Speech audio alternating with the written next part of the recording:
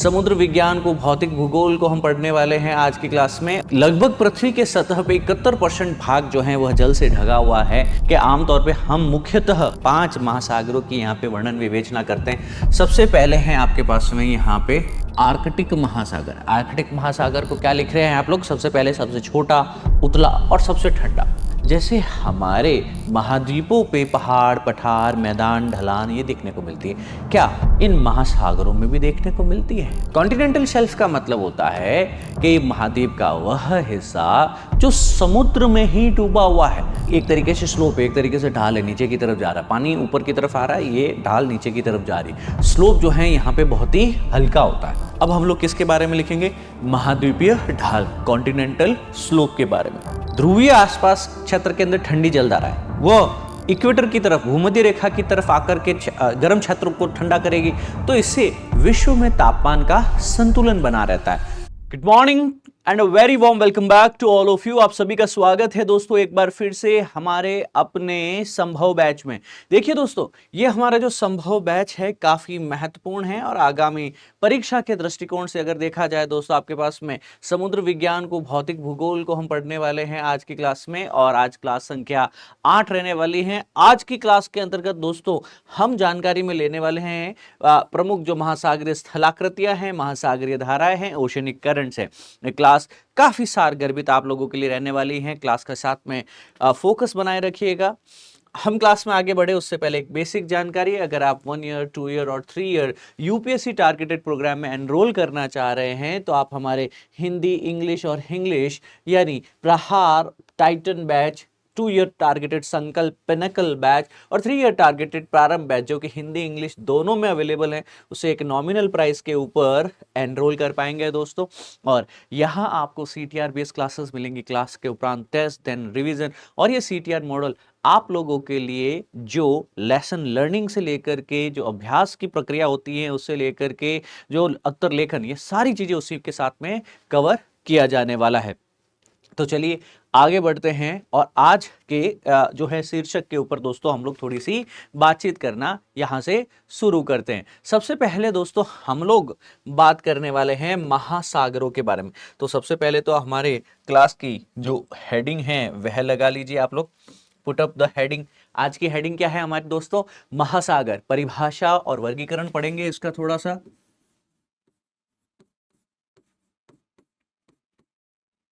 महासागर, देखिए दोस्तों, जो हम महासागरों का यहाँ पे वर्णन जो है आप लोगों के समक्ष रखने की कोशिश कर रहे हैं, महासागर की परिभाषा क्या है पहले ये थोड़ा जान लीजिए, ये थोड़ा समझ लीजिए।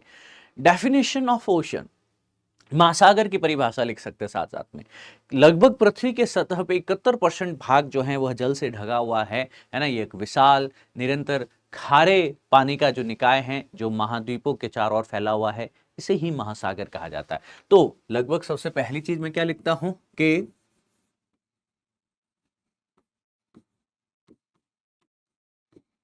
पृथ्वी की सतह का 71% है ना, 71% भाग जो है जो जल से ढका है, राइट।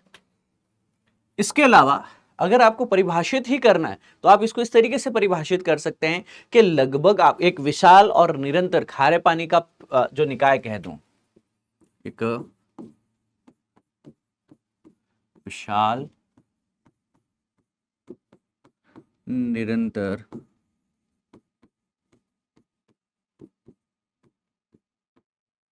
खारे पानी का निकाय, खारे पानी का जो सॉल्ट वाटर है, सैलिन वाटर है, क्योंकि इसकी सैलिनिटी, सॉल्ट कंटेंट लवण अधिक होने के कारण ज्यादा है, तो एक खारे पानी का निकाय है जो कि महाद्वीपों को, जो कि कॉन्टिनेंट्स को चारों तरफ से घेरे हुए, जो कि महाद्वीपों के चारों ओर फैला हुआ है। इसे ही हम लोग क्या कह रहे हैं दोस्तों? इसे ही हम लोग नाम दे रहे हैं महासागर, महान एवं सागर, ओशियंस। इसकी सरल व्याख्या अगर मैं आपके समक्ष रखूं तो महासागर पृथ्वी पर मौजूद नमक के पानी का सबसे बड़ा भंडार भी है। यह इतना बड़ा है कि सभी महाद्वीप मिलाकर भी इसके क्षेत्रफल से अधिक है। तो मैं ये भी लिख सकता हूं आपके पास में,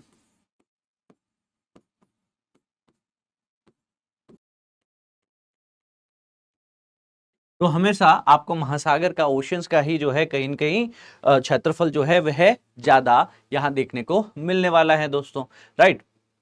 and then goes without saying, हमारे पास में महासागरों का अब हमें वर्गीकरण भी थोड़ा सा जानकारी में लेना चाहिए। तो दोस्तों महासागरों का वर्गीकरण जो है, क्लासिफिकेशन जो है, वह काफी इंपॉर्टेंट भी है आपके पास में और बेसिक भी है, और यह बेसिक भी है। तो आइए इसकी भी जानकारी ले लेते हैं। महासागरीय यानी ओशियन क्लासिफिकेशन में हम लोगों को सबसे पता है कि आमतौर पे हम मुख्यतः 5 महासागरों की यहाँ पे वर्णन विवेचना करते हैं। सबसे पहले हैं आपके पास में यहाँ पे प्रशांत महासागर। कौन सा है दोस्तों? प्रशांत, जिसको हम लोग नाम क्या देते हैं? पैसिफिक। पैसिफिक दुनिया का सबसे बड़ा महासागर है ये, है ना। तो इसके लिए लिख सकते हैं हम लोग सबसे बड़ा और सबसे गहरा। सबसे बड़ा व सबसे गहरा कौन सा महासागर है? आपका प्रशांत महासागर है ना। इसका आकार लगभग लगभग आपके पास में जो है त्रिकोणीय है, और दुनिया की सबसे जो बड़ी खाई है ना, जो सबसे गहरी खाई है, जो मरियाना ट्रेंच है, वो इसी के अंदर ही लोकेटेड है ना। तो यहाँ पे है समवेयर और हियर इज मरियाना ट्रेंच। ये भी प्रशांति है, मरियाना खाई कह दूं, मरियाना ट्रेंच कह दूं, मरियाना गर्त कह दूं, एक ही बात है ना। और इसका आकार जो है ना आपके पास में, आकार लगभग लगभग आपके पास में यह त्रिभुजाकार है ना। एग्जैक्ट तो नहीं है बट थोड़ा सा इंडेंटेड ही सही, त्रिभुजाकार है। तो सबसे पहले तो प्रशांत हो गया। दूसरा है दोस्तों जिसे हम अटलांटिक महासागर कहते हैं, जो कि एस शेप का है। किस शेप में? देखो एस शेप में है ना। अटलांटिक महासागर नंबर 2 पे आ जाता है। दूसरा सबसे बड़ा महासागर है ना, और सबसे व्यस्त जलमार्ग यही है।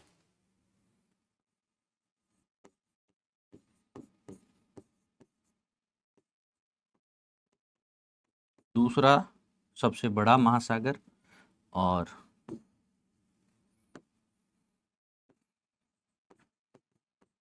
व्यस्त है ना। मतलब यहाँ यूरोप से अमेरिका के बीच में सामानों का, व्यापार का लाना ले जाना ज्यादा है, तो सबसे ज्यादा बिजिएस्ट ओशियंस में से यह एक ओशियन है दोस्तों। फिर हमारा हिंद महासागर आ गया। ये वाला क्षेत्र, ये वाला क्षेत्र क्या है आपका? हिंद महासागर तीसरा बड़ा महासागर है, और जो सिर्फ आपके पास में जो है, जो केवल उत्तरी गोलार्ध में भारत के नाम पर स्थित है। तो एग्जैक्टली देखा जाए ये इक्वेटर है आपकी, है ना, ये वाली इक्वेटर है। इसके ऊपर देखेंगे आपके पास में, इसको इंडियन ओशन कहते हैं। क्या कहते हैं?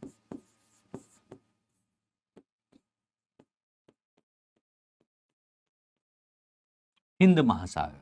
ठीक है, लगभग लगभग आपके पास में यह त्रिभुजाकार है, ऑलमोस्ट और ट्रायंगुलर शेप, है ना।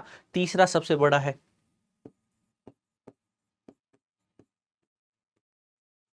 थर्ड लार्जेस्ट इसको लिख सकते हैं।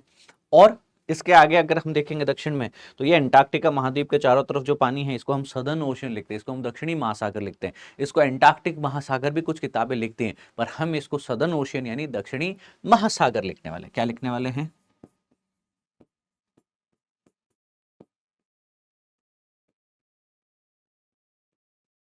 दक्षिणी महासागर इसको लिखने वाले।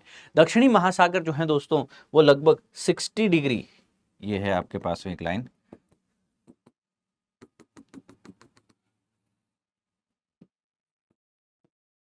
60 डिग्री साउथ से नीचे ही देखने को मिलेगा आपके पास में, और पूरे एंटार्क्टिक को, है ना, पूरे एंटार्क्टिक क्षेत्र को कवर करता है। एंटार्क्टिक महाद्वीप को जो घेरे हुए हैं वो दक्षिणी महासागर ही। तो एंटार्क्टिका को घेरे हुए हैं दोस्तों ये, है ना। तो 60 डिग्री दक्षिणी अक्षांश के आसपास के जल क्षेत्र को ये कवर करता है। एंटार्क्टिका के चारों तरफ का जल निकाय। सबसे उत्तर में देखिएगा तो यहाँ पे आर्कटिक ओशन भी लिखा हुआ है। ये आर्कटिक ओशन भी दोस्तों आपके लिए इक्वल इंपॉर्टेंस का है, कि सबसे छोटा है, सबसे उथला है, और सबसे ठंडा महासागर जो उत्तरी ध्रुव के निकट है ना। तो ये है आपका आर्कटिक महासागर। आर्कटिक महासागर को क्या लिख रहे हैं आप लोग? सबसे पहले सबसे छोटा, उतला और सबसे ठंडा। सबसे छोटा मतलब ज़्यादा गहरा नहीं है, सबसे उथला और सबसे ठंडा रहने वाला है ना, क्योंकि ध्रुवीय क्षेत्र है आपके पास में, तो उत्तरी ध्रुव इसी के तो नजदीक है आपके पास में, है ना।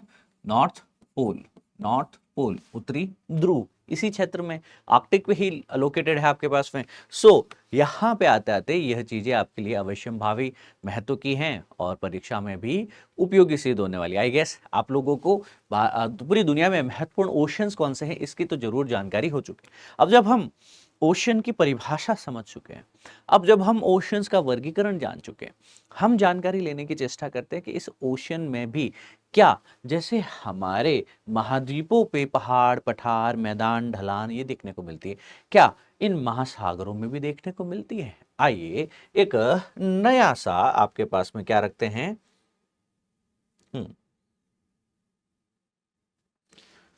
हेडिंग लगाते हैं, है ना। थोड़ा सा हेडिंग जो है वो इंपॉर्टेंट है आपके लिए, हेडिंग लगाएंगे। आज की क्लास का सबसे पहला टॉपिक, जो अभी तक तो बैकग्राउंड हो चुका है, आज की क्लास का सबसे पहला टॉपिक है महासागरीय तल के उच्चावच, है ना।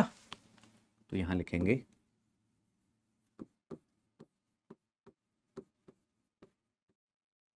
महासागरीय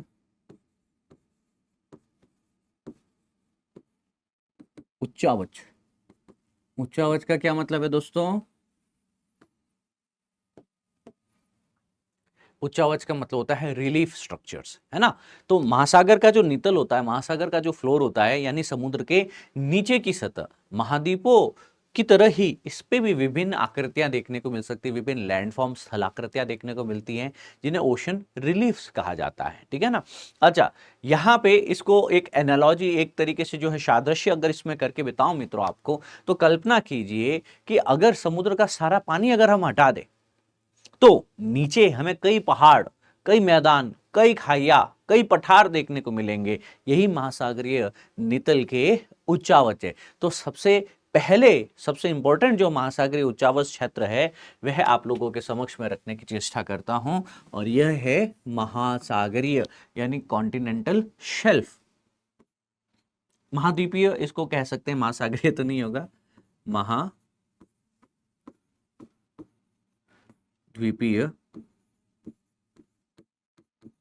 शेल्फ, कॉन्टिनेंटल शेल्फ। अब दोस्तों इस कॉन्टिनेंटल शेल्फ पे है क्या, परिभाषा क्या है इसकी। कॉन्टिनेंटल शेल्फ का मतलब होता है कि महाद्वीप का वह हिस्सा जो समुद्र में ही डूबा हुआ है, जो तट रेखा से शुरू होकर समुद्र की ओर जाता है, और यह समुद्र का सबसे उथला हिस्सा होता है।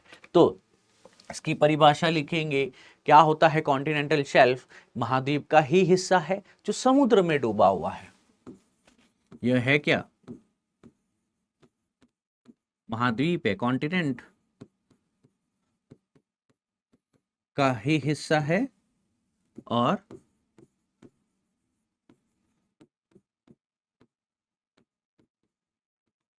समुद्र में यह जलमग्न है ना।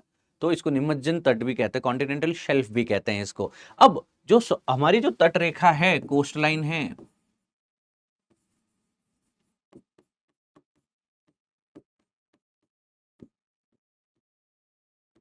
कोस्ट लाइन कह दूं, तट रेखा कह दूं, इससे शुरू होकर समुद्र की ओर आगे जाता है ना। तो यहां पे सबसे उथला हिस्सा यही होता है, कोस्ट लाइन, तट रेखा से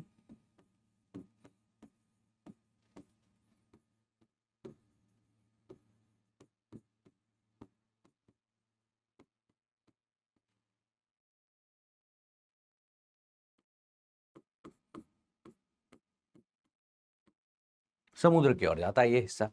इसके भी आगे अगर आप देखने की चेष्टा करें दोस्तों, तो ये एक तरीके से स्लोप है, एक तरीके से ढाल है, नीचे की तरफ जा रहा है, पानी ऊपर की तरफ आ रहा है, ये ढाल नीचे की तरफ जा रही है। स्लोप जो है यहाँ पे बहुत ही हल्का होता है। तो जो ढाल है इसका, शेल्फ का, जिसको हम लोग स्लोप लिखते हैं, वह बहुत ही हल्की सी ढाल होती है, बहुत ही मंद ढाल होती है दोस्तों आपके पास में। गहराई कितनी होती है, 100 से 200 मीटर।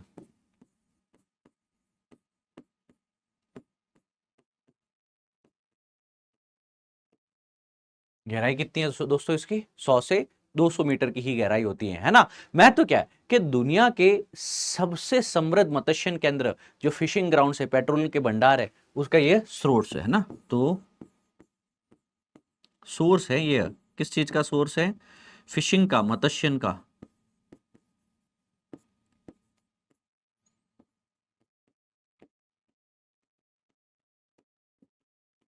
और पेट्रोलियम का, किसका? मत्स्य का और पेट्रोलियम का ये भंडार यहाँ पे सोर्स देखने को मिलेंगे। सरल व्याख्या कहा जाए तो समुद्र के किनारे का ही वह हिस्सा है ना, जहां आप आसानी से तैर पा रहे हैं, जो ज्यादा गहरा नहीं है ना, जहां पे आप कई बार खड़े भी हो जाते हैं, कई बार आपके कमर तक पानी है, कई बार सीने तक है, कई बार आपके सर तक पानी आ जाता है ना, तो ये ज्यादा गहरा नहीं है। महाद्वीपों की यह एक अंतिम सीमा के रूप में जो है दोस्तों जाना जा सकता है। तो आपको एक डायग्राम बनाना रहेगा मेरे साथ में। अब ये डायग्राम काफी महत्वपूर्ण है ना? डायग्राम बनाए बिना तो मुक्ति है नहीं, तो आप लोगों को क्या करना है, मेरे साथ साथ डायग्राम बना लेना है।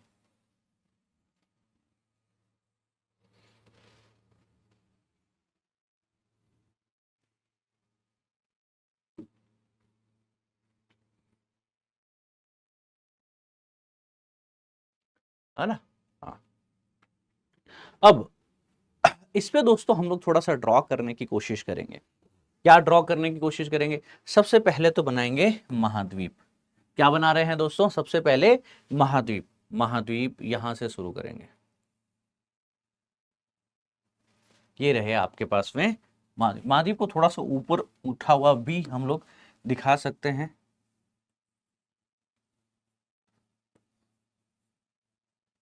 फिर थोड़ी सी ढाल दिखानी है आपको, है ना, क्योंकि कॉन्टिनेंटल स्लोप्स जो रहेंगे, शेल्फ जो रहेंगे आपके पास में, यह ढाल वाले क्षेत्र रहेंगे। ठीक है ना? अब इससे आगे आप जब जाएंगे, आपके पास अब ये ढाल इतनी तेज नहीं है, इससे आगे आप जाएंगे जब अचानक से एकदम यूं गहराई की तरफ जाएगा, ढाल तीव्र बढ़ेगी। ठीक है ना? फिर ये है राइज, कॉन्टिनेंटल राइज। फिर आएगा आपके पास में अबिस्मल प्लेन। क्या है?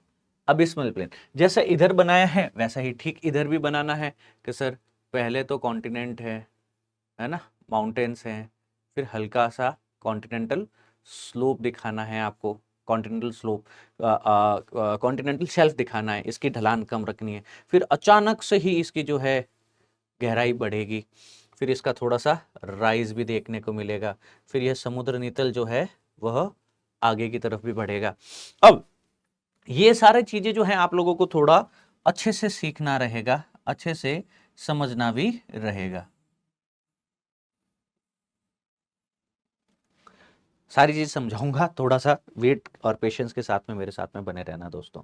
सबसे पहले ये भूमि से बना हुआ है ना, तो हम इसको थोड़ा सा क्या कर देंगे, इस तरह का डायग्रामेटिक एक कलर दे देंगे, है ना। अब सबसे ऊपर है आपके पास में माउंटेन्स, है ना, सबसे ऊपर क्या है, ये माउंटेन्स वाला एरिया है, ये वाला, ये माउंटेनियस एरिया है, ये वाला, है ना।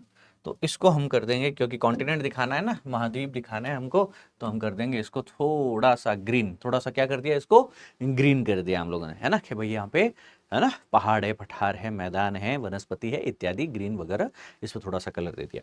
अब हमें यहाँ पे याद रखना है कि सर ये वाला एरिया भी पानी के अंदर ही डूबा हुआ, वो वाला एरिया भी पानी में ही डूबा हुआ, पर पानी में डूबा हुआ ये जो स्थलाकृतियां हैं, पहले मैं यहाँ पे एक वाइट पेन से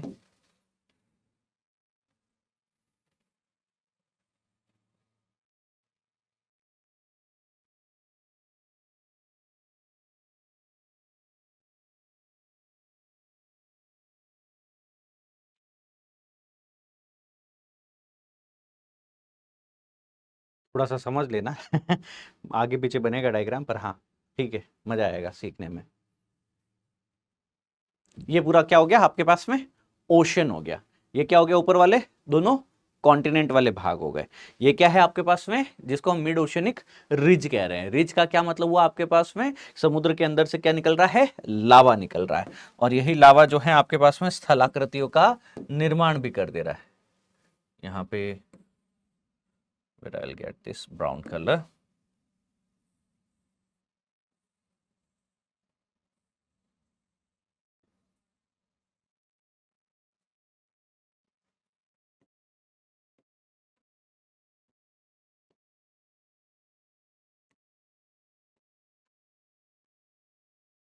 है ना। तो ये क्या है आपकी मिड ओशनिक रिज, ये क्या है मिड ओशनिक रिज। इसको थोड़ा सा नामकरण कर लो मेरे साथ साथ में इन सब चीजों का। सबसे पहले ये क्या है आपके पास में, ये जो ग्रीन वाला है ये है कॉन्टिनेंट, महाद्वीप। ये वाला जो क्षेत्र है यहां से यहां तक का, यहां से यहां तक का, ये है महाद्वीपीय कॉन्टिनेंटल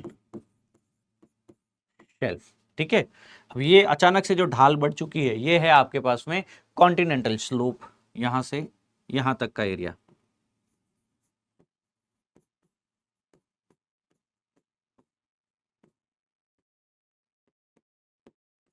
महाद्वीपीय ढाल इसको कहा गया है, महाद्वीपीय ढाल इसको कहा गया है। इसके जैसे ही थोड़ा सा हम लोग आगे बढ़ेंगे तो हमें यहाँ पे कई और, ये है कॉन्टिनेंटल राइज, है ना, जैसे महासागर का ये नीतल है इसको एबिस्मल प्लेन कहा जाता है। इससे थोड़ा सा ऊपर उठेंगे तो ये है महाद्वीपीय कॉन्टिनेंटल, है ना, एकदम राइज कर रहा है तो इसको कॉन्टिनेंटल राइज लिख दिया हम लोगों ने। तो पहले हल्का सा ऊपर उठा, फिर अचानक से ऊपर उठा और फिर एकदम ही मंद सी ढलान। तो मंद सी ढलान जहाँ पे आप लोग यहाँ पे खेल सकते हो, कूद सकते हो, कोई एक्टिविटी वगैरह कर सकते हो, ज़्यादा गहरा नहीं, ज़्यादा उथला नहीं, मछलियाँ मिलेगी, पेट्रोल मिलेगा, कॉन्टिनेंटल शेल्फ। जहाँ ढाल अचानक से बढ़ गई कॉन्टिनेंटल स्लोप, है ना, इसको क्या कहा गया, स्लोप कहा गया, है ना। और ये क्या है दोस्तों आपके पास में, शेल्फ कहा गया। ठीक है ना, ये क्या है आपके पास में, कॉन्टिनेंटल राइज है।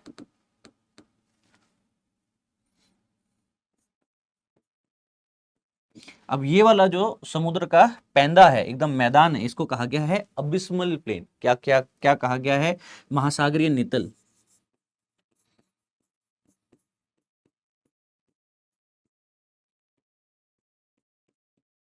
ये एक तरीके से मैदानी भाग हो गया। अब इसके अंदर भी कई सारे वोल्केनोज है ना। ये इसके अंदर भी क्या है दोस्तों आपके पास में, ये वोल्केनो है। और इस वोल्केनो के कारण क्या हो रहा है, समय समय पे ये वोल्केनो फट रहा है और ये महासागर में से लावा बाहर निकल करके इस प्रकार की रिजेस बना रहा है, जो कि सबसे one of the most important area होता है। इसको कहा जाता है मिड ओशियनिक रिज।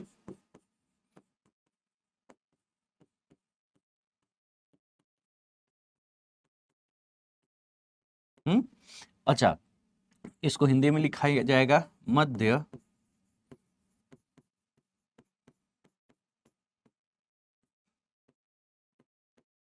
तो सर आपने तो ये भी कहा था कि सर यहाँ पे बीच बीच में मुझे जो है वो भी देखने को मिलेगा, कई सारे सी माउंट्स भी देखने को मिलेंगे। बिल्कुल सर, यहाँ पे शंक्वाकार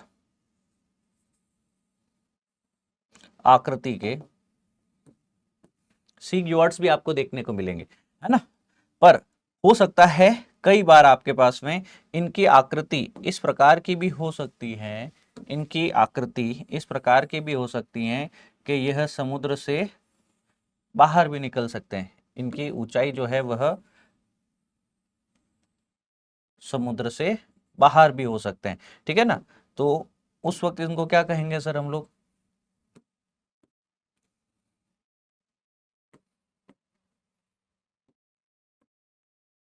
मतलब बाहर एक तरीके से प्रॉपर आइलैंड दिख रहा है। ये क्या दिख रहा है आपके पास में, एक प्रॉपर आइलैंड जैसा देखने को। तो आइलैंड को या फिर बाहर के समुद्र से ऊपर के लैंड को हम लोग ग्रीन ही ड्रॉ करते हैं ना, ज्यादा बेहतर रहेगा। तो समुद्र के अंदर ही ऐसे भी कई हो सकते हैं जिसको हम लोग वॉल्केनिक आइलैंड्स भी कह सकते हैं। जैसे ये वॉल्केनो है, ये लावा है, layer by layer by layer by layer इतना उठ गया कि सर ऊपर निकल करके ये क्या बन गया आपके पास में, एक तरीके से वॉल्केनिक आइलैंड। आइलैंड्स द्वीप जो पानी से घिरे हो, पर ये कैसे बना, वोल्केनो से। वोल्केनो मतलब क्या हुआ, ज्वालामुखी। तो ज्वालामुखी द्वीप भी हो सकते हैं।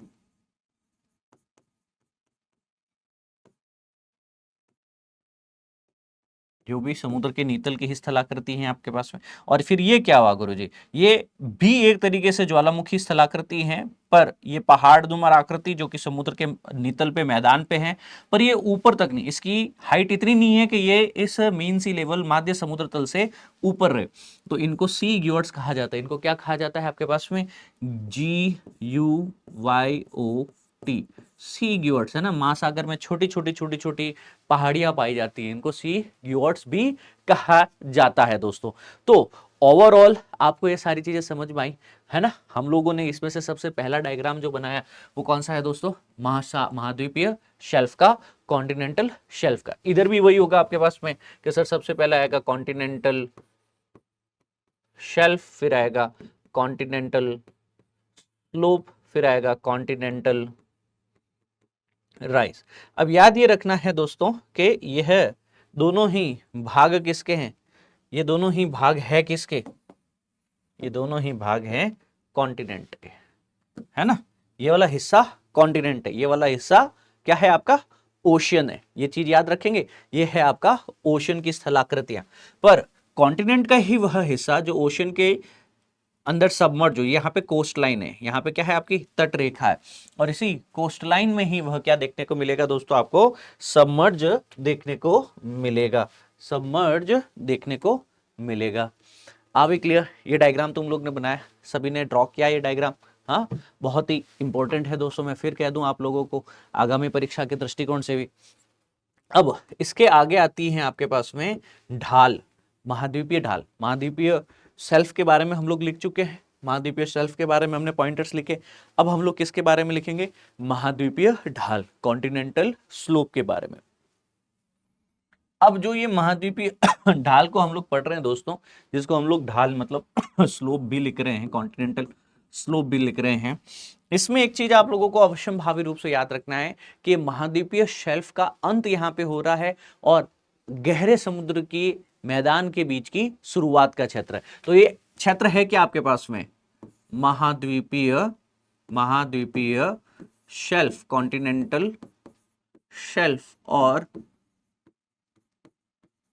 महासागरीय मैदानों, एबिस्मल प्लेन के बीच का क्षेत्र है। तो सबसे पहले इसका क्षेत्र दोस्तों आप लोगों ने देख लिया, ये किसके, इस कॉन्टिनेंटल शेल्फ और इस महासागरीय नितल के बीच का क्षेत्र देखने को मिल रहा है। अब यह शेल्फ के बाद अचानक से जो है नीचे की ओर तीव्र ढाल बनाता है। तो आपको ये चीज भी यहाँ पे पता होनी चाहिए कि यह कॉन्टिनेंटल शेल्फ के बाद अचानक तीव्र ढाल, एकदम गहराई की तरफ जाएगा मामला, एकदम जो है आपके पास में स्लोप बनेगा, एकदम गहराई के अंदर चला जाएगा, ठीक है। इसके उपरांत इसको स्टीप स्लोप भी लिखते हैं हम लोग, है ना, तीव्र ढाल जिसको लिखते हैं। विशेषता क्या है कि सर ये जो ढाल है ना, ये 2 डिग्री से 5 डिग्री तक हो सकती है। यह ढाल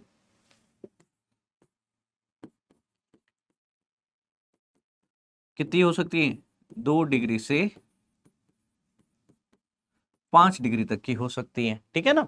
अब यहां महासागरीय जल का शेल्फ जो है आपके पास में, इससे जैसे जैसे दूर जाएंगे वैसे वैसे गहरे नितल की ओर जो है तीव्र निकास होगा। सरल व्याख्या इसकी अगर मैं दूं आप लोगों को दोस्तों, तो शेल्फ पर चलने के बाद जहां जमीन अचानक से नीचे खाई की ओर तेजी से उतरने लगती है, उस महाद्वीपीय ढाल कहलाता है, ठीक है ना। तो यह एरिया क्या होगा दोस्तों आपके पास में, यह एरिया क्या है दोस्तों आपके पास में, शेल्फ के आगे का एरिया, जहां पे अचानक से जमीन जो है खाई की ओर तीव्रता से उतरने लगे, है ना, 2 से 5 डिग्री की ढलान के ऊपर, वह महाद्वीपीय ढाल कहलाता है।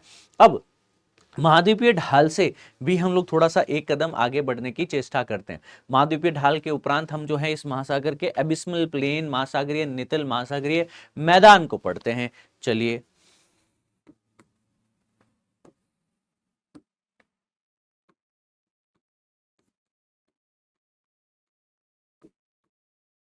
महासागरीय मैदान। अच्छा, इन महासागरीय मैदानों को जब हम पढ़ने की, सीखने की, वह समझने की जब चेष्टा करते हैं, ये काफी अनोखे से हैं दोस्तों। कैसे? क्योंकि यह ढाल के स्लोप के आगे का एरिया है और महासागर के भीतर पाए जाने वाले विशाल समतल व्यापक मैदानों को महासागरीय मैदान कह रहे हैं, है ना। तो महासागरीय मैदान क्या है आपके पास में कि यह महाद्वीपीय ढाल, कॉन्टिनेंटल स्लोप के आगे का विशाल, क्या है आपके पास में, महासागर के भीतर ही पाया जाएगा विशाल समतल व्यापक मैदान, विशाल समतल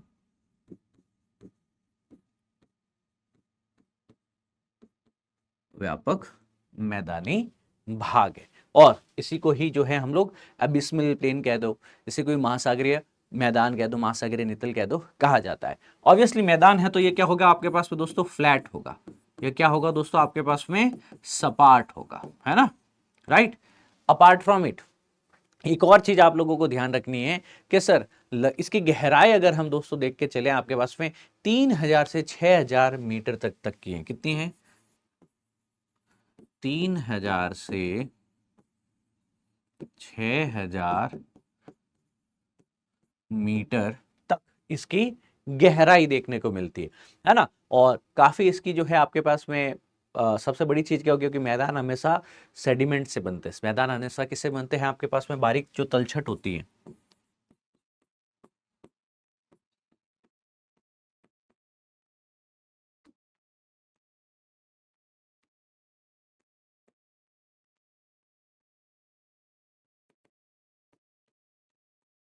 राइट।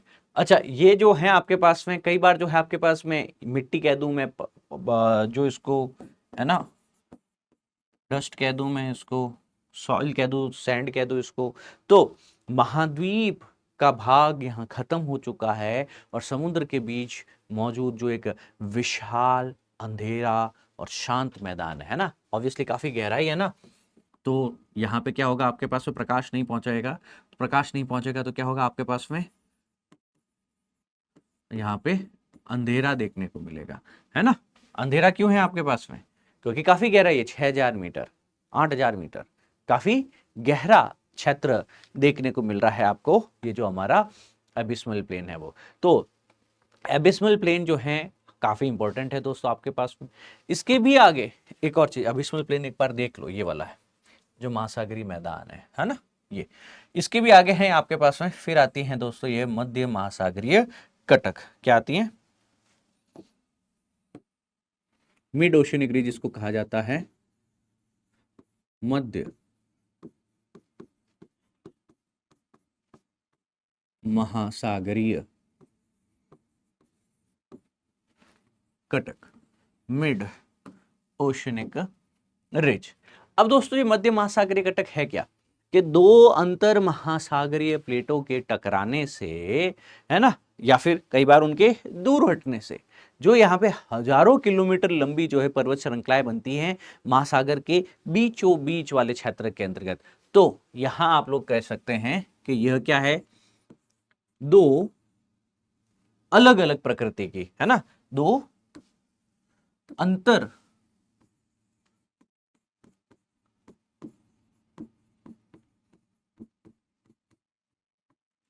महासागरीय, जो अपसारी कह सकता हूं, अपसारी यानी डाइवर्जिंग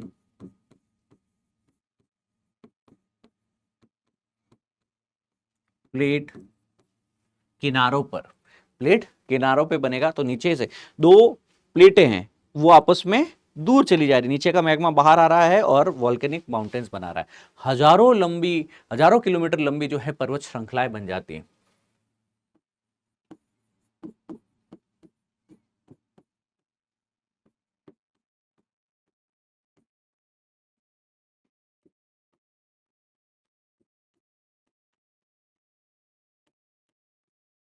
यही मिड ओशनिक रिज है, यही क्या है आपके पास में, मिड ओशनिक रिज है दोस्तों। MOR लिखा जाता है, मध्य महासागरीय कटक लिखा जाता है। सबसे फेमस अगर लिखना है आपके पास में तो वह मिड अटलांटिक रीज है ना, सबसे फेमस है एग्जाम्पल के लिए अटलांटिक महासागर के मध्य भी ऐसी ही जलमग्न पर्वत श्रृंखला है ना, एक पर्वतों की पूरी श्रृंखला है जो हजारों किलोमीटर चलती है। क्यों बनी? दो प्लेटें, दो अंतर महासागरीय प्लेटें जो है वह दूर हट रही है। चूंकि वह दूर हट रही हैं तो कारण क्या है आपके पास में? क्योंकि सर उसके अंदर जो है प्लेट टेक्टोनिक्स के कारण वो अपोजिट डायरेक्शन में मूव हो रही है। जब वो अपोजिट डायरेक्शन में मूव हो रही है तो क्या हो रहा है दोस्तों? अंदर से लावा बाहर आ रहा है, मैग्मा बाहर आ रहा है। वो ठंडा होकर के रिज यानी कटक का निर्माण कर रहा है ना। तो पुराने बने हुए आपके पास में जो रिजेस हैं उनको दूर धकेलता जाएगा, है ना, और नया यहाँ पे लावा आकर के नई सतह का बनाएगा, नई सतह को बनाएगा। तो ये वाले क्षेत्र होते कौन से? ये क्षेत्र जनरली आपके पास में ज्वालामुखी गतिविधियों के कारण होते हैं। ज्वालामुखी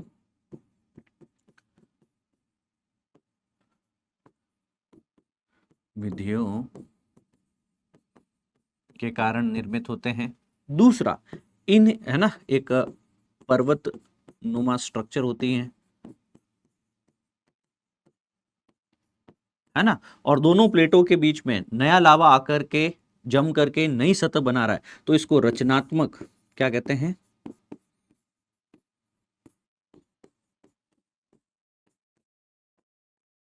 कंस्ट्रक्टिव प्लेट बाउंड्रीज भी इनको कहा जाता है दोस्तों। काफी इंपॉर्टेंट है ना। महासागरों के बीचों बीच के अंदर का लावा बाहर निकलता है और वो उसके जमने से पानी के नीचे बनी हुई पर्वतमाला है ना, अंडर वाटर माउंटेन रेंज होती है। क्या होती है आपके पास में?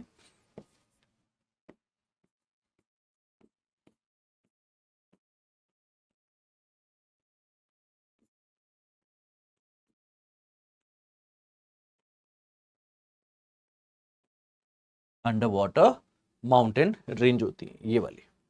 अभी एक नहीं है, एक इसके पीछे एक पीछे के पीछे एक, और ये समानांतर भी चलती रहती है। ये कैसे चलती रहती है दोस्तों आपके पास में? इसके पैरेलल भी चलती है इस तरीके से, है ना। तो मिड ओशनिक रिजेस जो है आपके पास, they are nothing but the mountain ranges only, ठीक है ना। तो ये चीजें दोस्तों काफी याद रखने योग्य हैं आप लोगों के लिए, परीक्षा में भी पूछे जाने की जो है यहाँ पे एक पूर्ण संभावना होती है। एक और चीज आप लोगों को यहाँ पे पता होनी चाहिए दोस्तों नेसेसरली, जिसको हम लोग ओशनिक ट्रेंच कहते हैं। क्या नाम देते हैं दोस्तों? ओशनिक ट्रेंच, महासागरीय गर्त, महासागरीय खाई।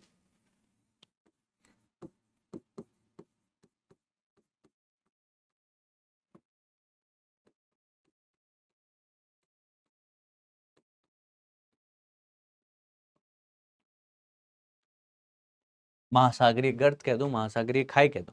अब ये खाई का गर्त का मतलब क्या है आपके पास है? महासागर के नीतल का सबसे गहरा और सबसे सकरा भाग होते हैं। ये प्राय कहाँ बनेंगे? जहां पे प्लेटें दूसरे से टकराती हैं और यहाँ पे एक टेक्टोनिक प्लेट जो है दूसरे के नीचे धंस जाती है, उस सबडक्शन जोन में इनका निर्माण देखने को मिलता है। तो सबसे पहले इसका पॉइंट क्या लिख रहे हैं आप लोग कि महासागर के नीतल का सबसे गहरा और सबसे सकरा भाग होता है ना। महासागर का सबसे गहरा व सकरा भाग होता है। इनका निर्माण कैसे हुआ? दो टेक्टोनिक प्लेट्स के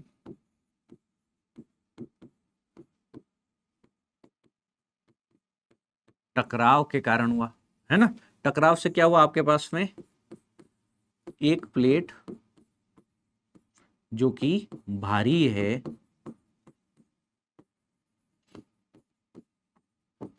दूसरी प्लेट जो कि हल्की है के नीचे धंस जाती है।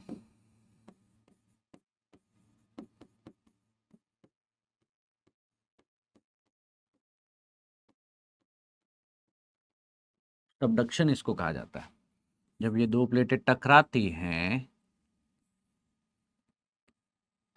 ठीक है ना, इसमें से जो हैवी है, जो भारी प्लेट है, वो इस प्लेट के नीचे चली जाती है, सबडक्शन हो जाता है इसका।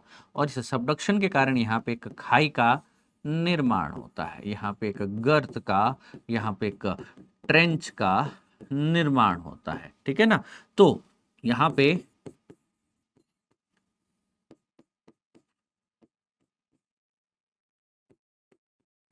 दो प्लेटें जब भी टकराती है तो क्या होता है आपके पास में, है ना, एक प्लेट जो है नीचे की तरफ चली जाती है ना, और जो इसका सबडक्शन होता है, तो टेक्टोनिक प्लेट नीचे की ओर धंसती है तो यहाँ पे एक खाई नुमा स्ट्रक्चर बना देती है सबडक्शन जोन के अंतर्गत। उदाहरण बताइए मेरे को, उदाहरण बताइए, जैसे कि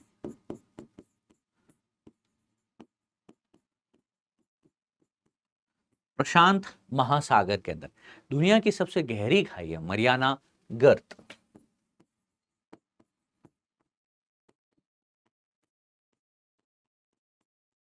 दुनिया की सबसे गहरी खाई, इसकी व्याख्या बहुत ही इजी है, जैसा हमने लिखा है वैसा ही, और कुछ ज्यादा इसमें एडिट लायक नहीं है। महासागरीय नितल में मौजूद सबसे गहरे, सबसे लंबे खाई, जो पृथ्वी की सबसे गहरी जगह भी होती है, तो ये अर्थ की भी सबसे गहरी जगह होती है, महासागर की नहीं।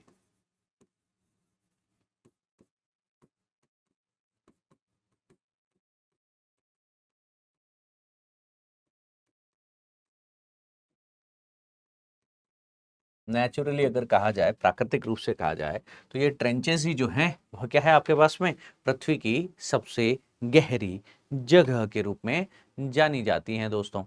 ठीक है, तो अब हमने महासागरीय गर्त की भी जानकारी ली, और ओवरऑल इस डायग्राम में जो जो चीज आपको दिख रही है, जैसे हमने यहाँ पे एक ट्रेंच नहीं बनाई थी, ये ट्रेंच और बना लीजिए बस, है ना, ये जोन ऑफ सबडक्शन हम इसको बता देते हैं। सबडक्शन के लिए हम क्या क्या कुछ डायग्राम,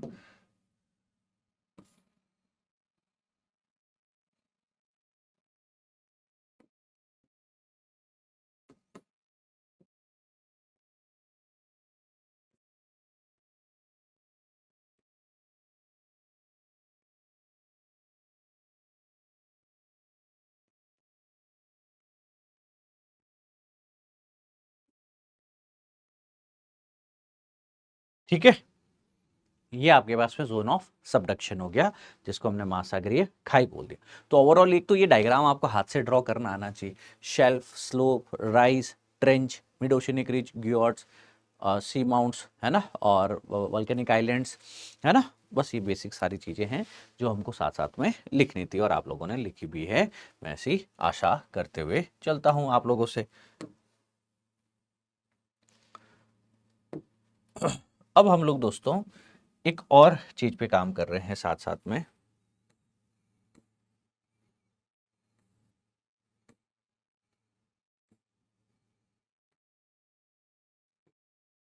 वो है ओशनिक करंट्स। वो क्या है दोस्तों आपके समक्ष, ओशनिक करंट्स। अब ओशनिक करंट्स को थोड़ा सा ड्रॉ करना पड़ेगा, मेरे साथ साथ चलना पड़ेगा, you all have to focus, and when I say you need to focus, what do I mean by that, one of the most important topic in today's class,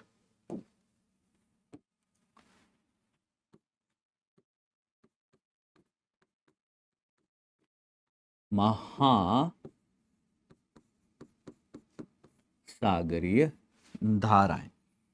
जो ये महासागरीय धाराएं होती है दोस्तों, इसको ओशनिक करंट्स कहा जाता है। धारा का क्या मतलब है दोस्तों आपके पास में, कि सर एक निश्चित दिशा में जब एक अधिक मात्रा का जल का प्रवाह होता है उसे धारा कह दिया जाता है, करंट कह दिया जाता है।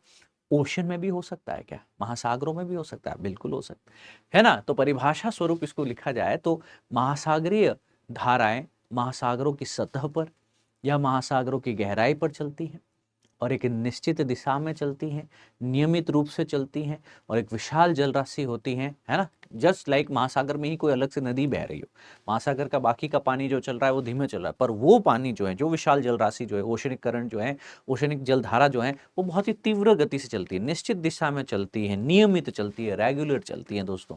तो यहाँ हम लोगों को बहुत ही क्लियर हो जाना चाहिए, जब मैं लिखता हूं,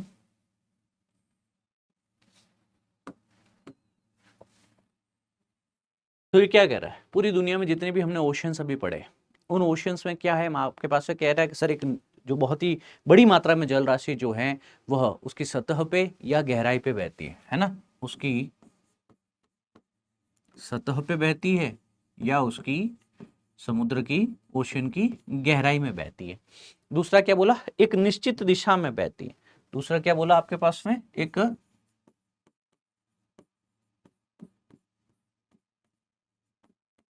निश्चित दिशा होती है ना। सरफेस पे इस डायरेक्शन में जा रही है और बॉटम पे इस डायरेक्शन में आ रही है, एक निश्चित दिशा में बहती है आपके पास में, ठीक है ना, और नियमित रूप से बहती है। और नियमित रूप से बहती है। तो महासागरीय जलधाराएं, महासागरीय करंट्स क्या हुए कि महासागरों की सतह या गहराई में निश्चित दिशा में, निश्चित दिशा में नियमित रूप से, मतलब ऐसा नहीं कि 8 से 10 बजे बहेगी, है ना, 24 घंटे 12 महीने 365 दिन हजारों सालों से बह रही, ठीक है, और आने वाले कई हजारों लाखों सालों तक बहेगी। तो यहां रेगुलरली बहने वाली इन विशाल जल राशियों को ही, है ना, हम लोग क्या कहते हैं, ओशनिक करंट्स कह रहे हैं। तो इसकी परिभाषा लिखिए मेरे साथ साथ में,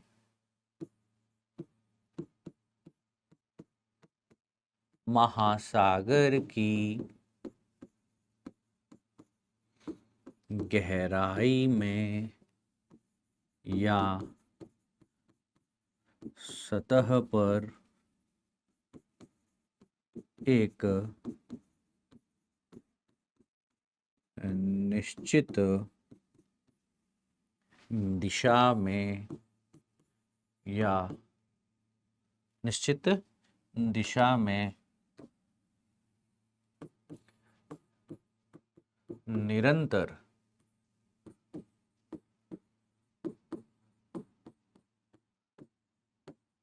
व नियमित रूप से, मतलब रेगुलर बहने वाली विशाल जल राशि।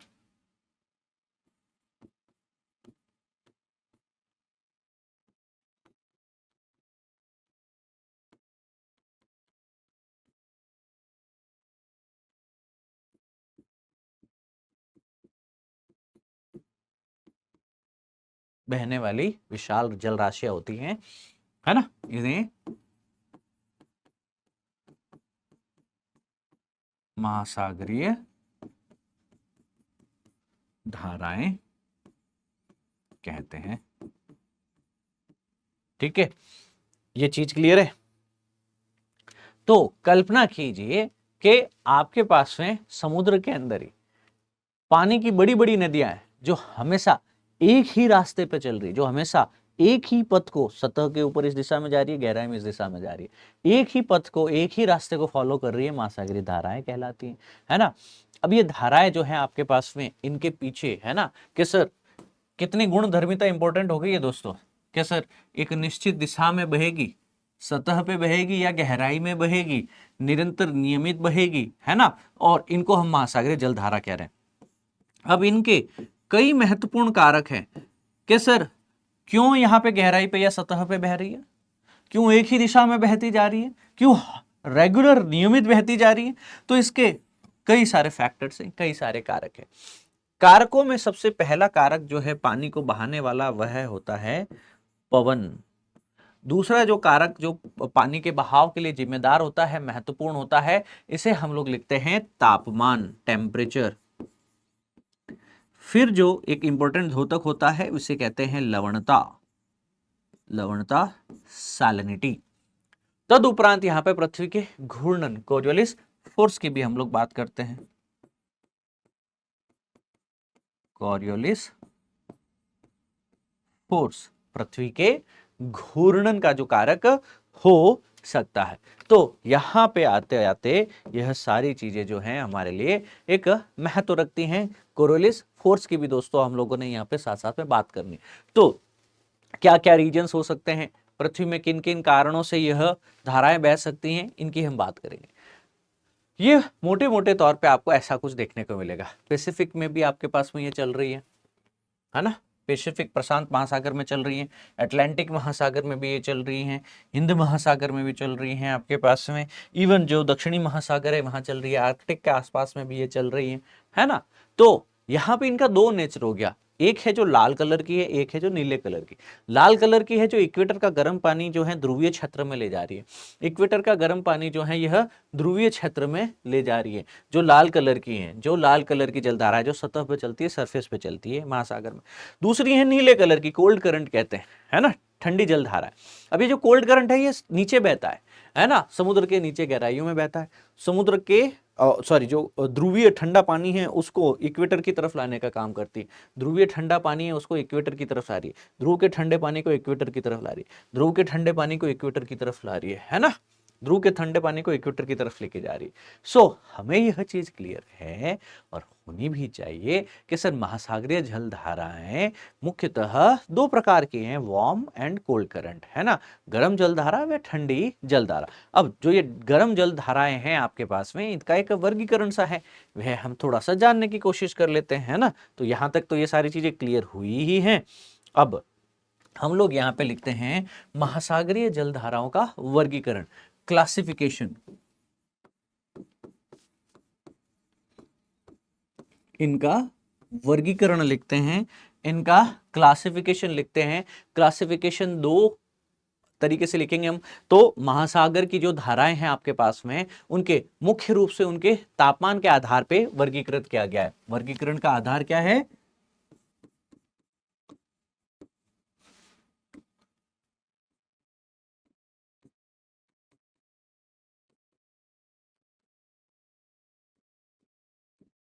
तापमान, टेम्परेचर के आधार पे।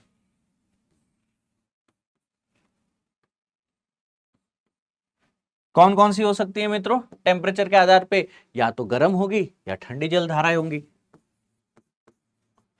गर्म धाराएं वार्म करंट्स व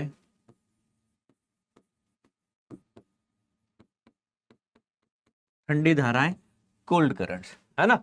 तो आइए इन दोनों के ऊपर ही हम लोग हमारे नोट्स जो है वो मेकिंग करना शुरू कर लेते हैं। कॉपी में लिखिए कि सर गर्म जल धाराएं जहां सूर्य का ताप ज्यादा है, टेम्परेचर ज्यादा है, इंसोलेशन ज्यादा है, सौर ताप जहां ज्यादा, कहां? इक्वेटर के आसपास वाले क्षेत्र में। तो ये धाराएं भूमध्य रेखा के पास उत्पन्न होती हैं। यह धाराएं भूमध्य रेखा के पास उत्पन्न होती हैं और ध्रुवों की ओर बहती हैं।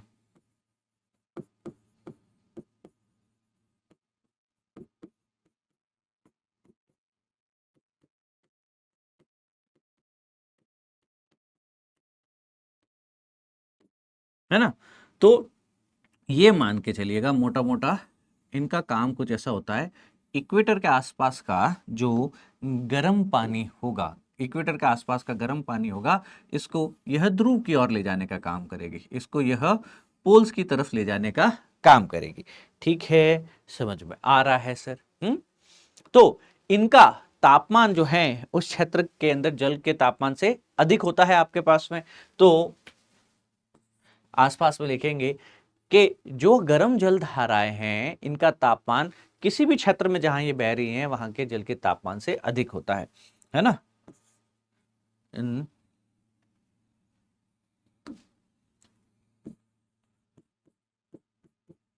धारा के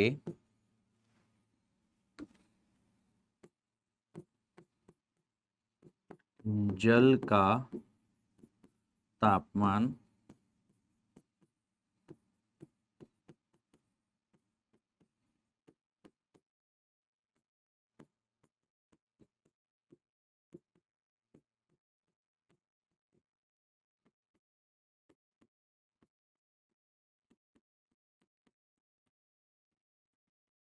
से अधिक होता है दोस्तों। और ये तटीय क्षेत्रों में इसी कारण क्या करेगी, आपके पास में तापमान बढ़ाएगी। जब ये गर्म है किसी भी ठंडे कोस्ट के पास, जैसे यूरोप ठंडा है, उस एरिया में जाएगी तो तटीय क्षेत्र में, यूरोप के तटीय क्षेत्र में तापमान बढ़ाएगी, वे वर्षा लाएगी, वे वर्षा लाएगी, साथ साथ में बारिश भी होगी इसके कारण। ठीक है ना। एग्जाम्पल के लिए हम लोग लिख सकते हैं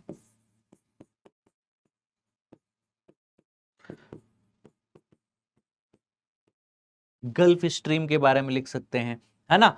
एक जापान, ये तो आपके पास में गल्फ स्ट्रीम कहाँ चलती है दोस्तों? यूएसए के पास में। और एग्जाम्पल के अंदर क्यूरोशियो लिख सकते हैं, क्यूरोशियो जलधारा, ये भी गर्म जलधारा है जो जापान के पास में देखने को मिलती है, ठीक है ना। तो यह एक ऐसा मान लो समुद्र के अंदर एक गर्म पानी की पाइपलाइन है जो भूमध्य रेखा से लेकर के गर्म पानी को उठाती है और ठंडे क्षेत्रों की तरफ ले जाती है। वहां पे तापमान, वहां ऊर्जा, वहां बारिश है, वहां पे मॉडरेट कंडीशन के लिए जो जिम्मेदार होती हैं दोस्तों आपके पास में। तो काफी इंपॉर्टेंट है ये। इसके उपरांत आती है आपके पास में यह ठंडी जलधारा है। ये उत्पन्न कहां हो रही है? ठंडा क्षेत्र कौन सा है? ध्रुवीय क्षेत्र। तो ये धाराएं ध्रुवीय क्षेत्र से उत्पन्न होती हैं।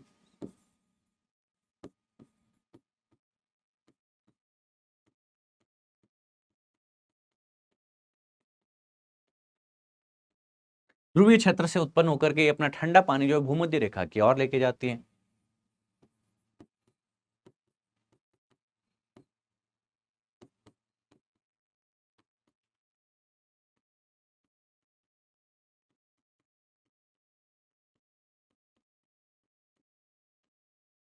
है ना।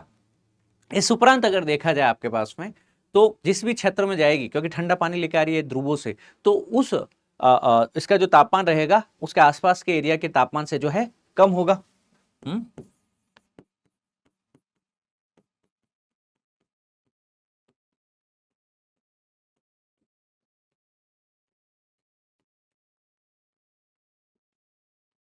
है ना।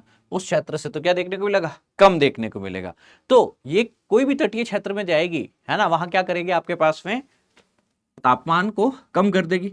तो किसी भी एरिया में पहुंचते ही उसके तटीय क्षेत्र में टेम्परेचर जो है तापमान डिग्री सेल्सियस को है कम करेगी, है ना।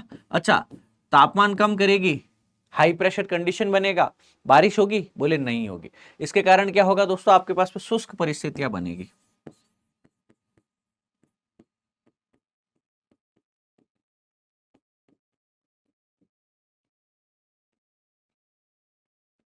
Dry conditions.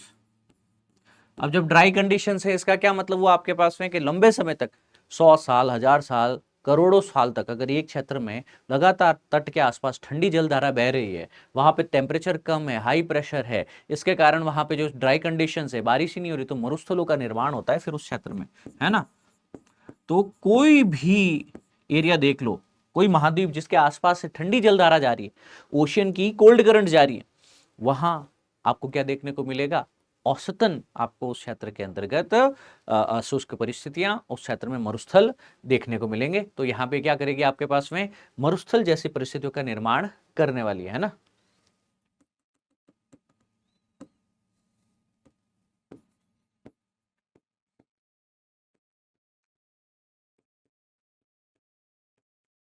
मरुस्थल का निर्माण करने वाली है, ठीक है ना। एग्जाम्पल यहां पे अगर हम लोग लेके की कोशिश करें दोस्तों, एग्जाम्पल आप देखिए मेरे साथ में, लेब्राडोर जो कनाडा के पास में, लेब्राडोर जलधारा जो कि कनाडा के पास में, ग्रीनलैंड कनाडा के बीच में बहती है, ये है ना, north east of the USA. फिर है हम्बोल्ट जलधारा, जिसको पेरू जलधारा भी कहते हैं। पेरू दक्षिणी अमेरिका का देश है ना। हम्बोल्ट और पेरू ठंडी जलधारा जो है दोस्तों, वो काफी इंपॉर्टेंट है ना। साउथ अमेरिका के पश्चिम में बहती हैं, दक्षिणी प्रशांत महासागर में, ना, साउथ पैसिफिक ओशन में। तो है क्या ये? एक तरीके से ठंडे पानी की ही पाइपलाइन है, जो ध्रुवों से ठंडा पानी जो है, गर्मी, है ना, ध्रुवों से ठंडा पानी लेके आती है इक्वेटर के गर्म पानी की तरफ, है ना, और गर्मी को सोख कर ठंडे क्षेत्र की ओर ले जाती है वापस, ठीक है। सो इनका काम क्या होगा दोस्तों आपके पास में, कि ध्रुवीय क्षेत्र से ठंडे पानी को, ध्रुवीय क्षेत्र से ठंडे पानी को इक्वेटर की तरफ लेके जाना। तो यह ये जो कोल्ड और वार्म ओशनिक करंट जो है, ठंडी और गर्म, ये जलधाराएं जो हैं पूरे विश्व में इसी प्रकार प्रचलित है और यह देखने को मिलती हैं। अब हमें इन धाराओं के महत्व को भी तो समझना है। आइए इन धाराओं के महत्व को भी साथ साथ में लिखते हैं।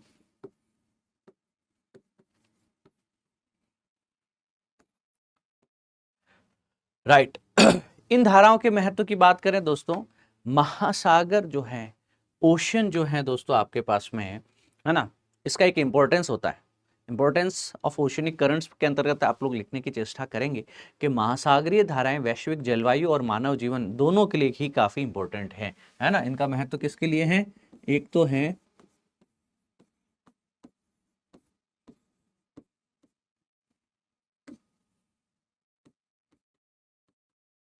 वैश्विक जलवायु के लिए और मानव जीवन के लिए, इन दोनों के लिए ही जो है यह काफी महत्व की होती है, इंपॉर्टेंस होता है दोस्तों इनका, ठीक है ना। सबसे पहला क्या है दोस्तों, ये टेम्परेचर डिस्ट्रीब्यूशन, तापमान वितरण का कार्य करती है। पहला महत्व लिखिए, जो तापमान होता है ना उसको बनाए रखती है किसी भी एरिया का। टेम्परेचर डिस्ट्रीब्यूशन का भी यह कारण होती है। कैसे होती है? इक्वेटर के आसपास की गर्म जल धाराएं हैं, वह ठंडे क्षेत्रों को जाकर के गर्म करेगी। ध्रुवीय आसपास क्षेत्र के अंदर ठंडी जल धाराएं वो इक्वेटर की तरफ, भूमध्य रेखा की तरफ आकर के गर्म क्षेत्रों को ठंडा करेगी। तो इससे विश्व में तापमान का संतुलन बना रहता है ना। इसमें विश्व के का तापमान का जो है एक संतुलन बना रहता है। तो इक्वेटर के एरिया से है ना, जो गर्म जल है वह ऊपर की तरफ जा रहा है, ध्रुव की तरफ जा रहा है, और ध्रुवों का जो ठंडा जल है वह वापस इक्वेटर की तरफ आ रहा है। तो इससे क्या है, आपके पास में पूरी दुनिया में टेम्परेचर का डिस्ट्रीब्यूशन बना रहता है। एग्जाम्पल अगर आपको इस चीज का लिखना है तो एग्जाम्पल लिखिए गल्फ स्ट्रीम।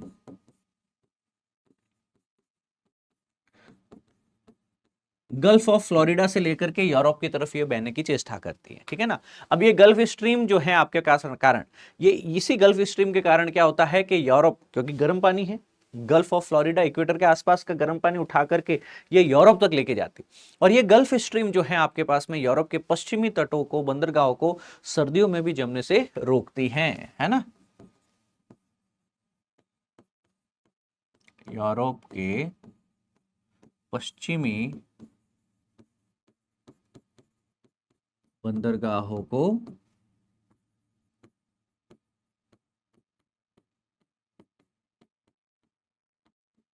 जमने से रोकती हैं। आगे क्लियर? तो इनका जो कार्य है आपके पास में वो काफी महत्व का है, ठीक है। जैसे गल्फ स्ट्रीम अगर ना होती, है ना, गल्फ स्ट्रीम अगर ना होती आपके पास में, तो ये जो बीच में यूरोप है ना, ये पूरा का पूरा जम जाता सर्दियों के अंदर। कोई बंदरगाह, कोई जहाज, कोई व्यापार कुछ नहीं हो पाता इस एरिया के अंतर्गत। फिर है मत्स्यन, दूसरा जो एक इंपॉर्टेंट यहां पे हम लोग लिखेंगे दोस्तों वो है फिशिंग।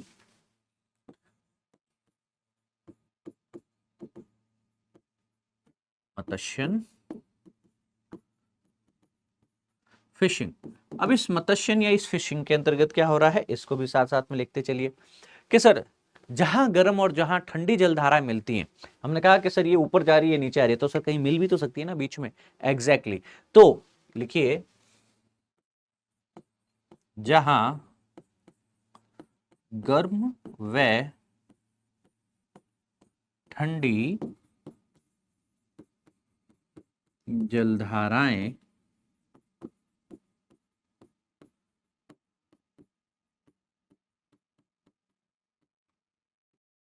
आपस में मिलती है, जहां जहां पे मिलती है वहां वहां क्या होगा, टेम्परेचर मेंटेन होगा। टेम्परेचर मेंटेन होगा तो क्या होगा, वहां पे जो है प्लैंक्टन्स डेवलप होंगे। वहां पे क्या डेवलप होंगे,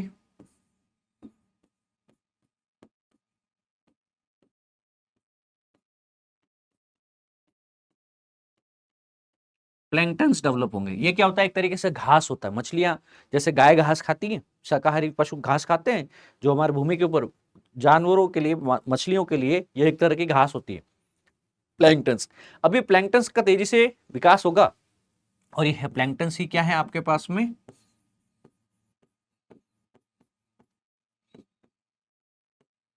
मछलियों का भोजन है। अब मछलियों का भोजन यहां मिल रहा है तो क्या मछलियां भी यहां पे ज्यादा पैदा होगी, उनका प्रजनन ज्यादा होगा, संख्या ज्यादा होगी। इसलिए पूरे क्षेत्र में, दुनिया में सबसे समृद्ध मछली पकड़ने वाले मैदान यह बन जाते हैं, है ना। तो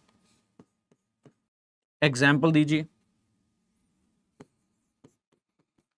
अमेरिका के पूर्व केंद्र उत्तर पूर्व में जो है ग्रैंड बैंक देखने को मिलता है। एग्जाम्पल है ग्रैंड बैंक, है ना। और जहां जहां पे भी, ये ग्रैंड बैंक तो एक उदाहरण है, इसके अलावा भी जहां भी गर्म और ठंडी जलधारा मिलेगी, पोषण तत्व तो ज्यादा होंगे, प्लैंकटन मिल जाएंगे, प्लैंकटन मिलेंगे तो मछलियां आ जाएगी, और वहां पे जो मत्स्यन का केंद्र मिल जाएगा। एक और चीज आपके पास में क्या सर, इन्हीं जल धाराओं का, क्योंकि हमने कहा ना एक निश्चित दिशा में लगातार बहती रहती हैं, तो क्या हम नौवहन में भी यूज कर सकते हैं, नेविगेशन में भी यूज कर सकते हैं? नौवहन में भी इनका प्रयोग हो सकता है। कैसे हो सकता है, आइए समझते हैं कि सर नाविक जो है वह, और जहाज जो है ना, कोई चप्पू चला रहा है चाहे कोई जहाज चला रहा है, वो अपनी ऊर्जा बचाने के लिए और अपनी गति को बढ़ाने के लिए इन धाराओं का प्रयोग कर सकता है ना। क्योंकि है कि आसपास के क्षेत्र के अंतर्गत तो पानी बहुत धीमा बह रहा है, पर इस धारा के अंदर पानी बह रहा है बहुत ही स्पीड में, एकदम जैसे तुम ये मानो एक्सक्लेरेटर चल रहा हो ना, जिसको एकदम जुप करते हुए पानी आगे बढ़ेगा।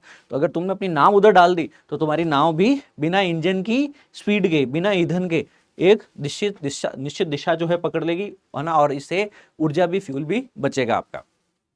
और बताओ, और इनके कारण हमने एक और चीज पढ़ी, जहां जहां ठंडा जलधाराएं होंगी, जहां जहां कोल्ड करंट्स होंगे, है ना, वहां वहां क्या होंगे, मरुस्थल। तो यह भी एक इंपॉर्टेंट द्योतक है कि ठंडी धाराएं जब गर्म तटों के पास बनती हैं तो वायु को वह ठंडा और शुष्क कर देती है, और इस कारण वहां पे वर्षा नहीं हो पाती, और तट जो है वह मरुस्थलों का फिर निर्माण करते, जैसे कि अटाकामा है आपके पास में, पेरू जलधारा के पास में, ठीक है ना। तो लिखेंगे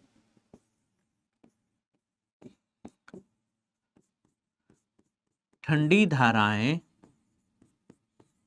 जब गर्म तटों के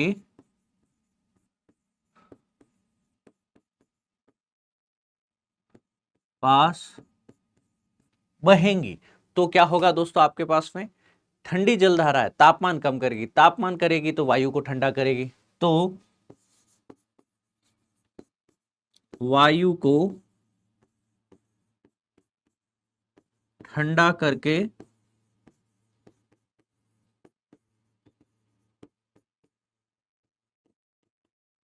शुष्क बना देगी, और चूंकि ये ठंडा करके शुष्क बना देती हैं आपके पास में, तो वहां पे वर्षा नहीं होगी, वहां पे वर्षा नहीं होगी, और जो वर्षा नहीं हो पाती हैं इन तटों पे फिर मरुस्थल का निर्माण होता है ना, हजारों वर्षों में, सैकड़ों वर्षों में फिर वहां पे मरुस्थल का निर्माण होता है।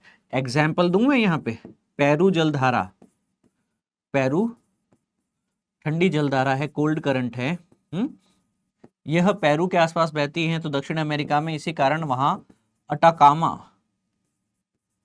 अटाकामा मरुस्थल, अटाकामा डेजर्ट जो है उसका निर्माण होता है दोस्तों। काफी महत्वपूर्ण है। आई होप आप लोगों ने साथ साथ में इसको लिखा भी है, साथ साथ में इसको आप लोग लिख भी रहे हैं, ठीक है। तो यहाँ पे हम लोगों ने ओशनिक करंट को थोड़ा सा जानकारी में लिया, और यहाँ तक आप लोगों ने ये डायग्राम बनाए हैं। I hope that you all have made this diagrams till this very point. आप एक बार देख लीजिए, यह है ओशनिक करंट, है ना। यहाँ पे मैं कुछ ओशनिक करंट्स के इंपॉर्टेंट नाम भी आपको लिखवा देता हूं, जैसे कि यह है गल्फ स्ट्रीम, ये है ऊपर से आ रही है ना, लेब्राडोर जलधारा, ये है पेरू जिसको हमने हम्बोल्ट जलधारा भी कहा है ना, ये है ब्राजील करंट जो कि इक्वेटर का है गर्म पानी, ये है बेंगुएला, बेंगुएला, बेंगुएला जलधारा, ये है सोमाली करंट, राइट। बेसिक से है, जो क्यूरोशियो आपने पढ़ा था ना जापान के पास, ये रहा ओयोशियो, ऊपर से आता है क्यूरोशियो गर्म में, क्यूरो शिव, ओयो शिव। ठीक है, ये है कैनरी करंट।